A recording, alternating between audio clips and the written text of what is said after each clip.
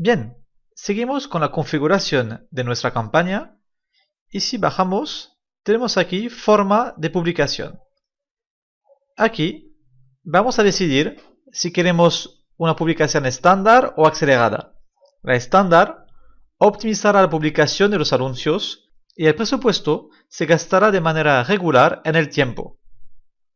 Al contrario, la forma acelerada no optimiza la publicación y el presupuesto se gasta más rápidamente.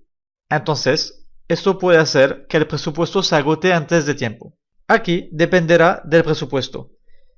Si tenéis un presupuesto que os permite estar presente durante todo el día en cualquier momento, entonces seleccionar acelerada, porque esto significa que cada vez que vuestro anuncio puede mostrarse, se mostrará. Al contrario, si seleccionamos estándar, a veces Google no mostrará el anuncio porque quiere guardar presupuesto para más tarde.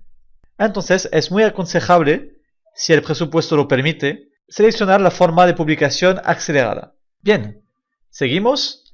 Aquí tenemos las extensiones de anuncio, que veremos más concretamente en otra clase. Y debajo tenemos la programación de los anuncios. Aquí podéis programar vuestros anuncios para, por ejemplo, que aparezcan solamente de lunes a viernes, o solamente el fin de semana, o solamente por la mañana. Por ejemplo, aquí mis anuncios están siempre visibles, de lunes a domingo, todo el día. Pero, por ejemplo, si no quiero publicitarme el fin de semana, puedo quitar aquí el sábado y el domingo. Al contrario, podría añadir aquí el sábado.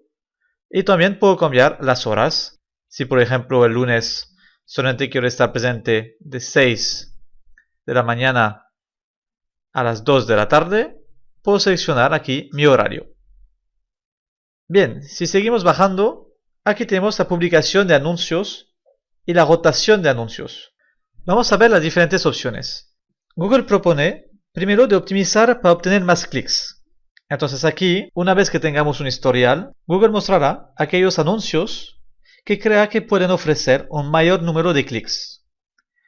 La segunda opción es para obtener más conversiones, es decir, mostrar los anuncios que parece que van a ofrecer más conversiones. Por otra parte, también podemos alternar los anuncios de forma equitativa, es decir, que vamos a mostrar los anuncios de forma más equitativa durante 90 días y después vamos a optimizar.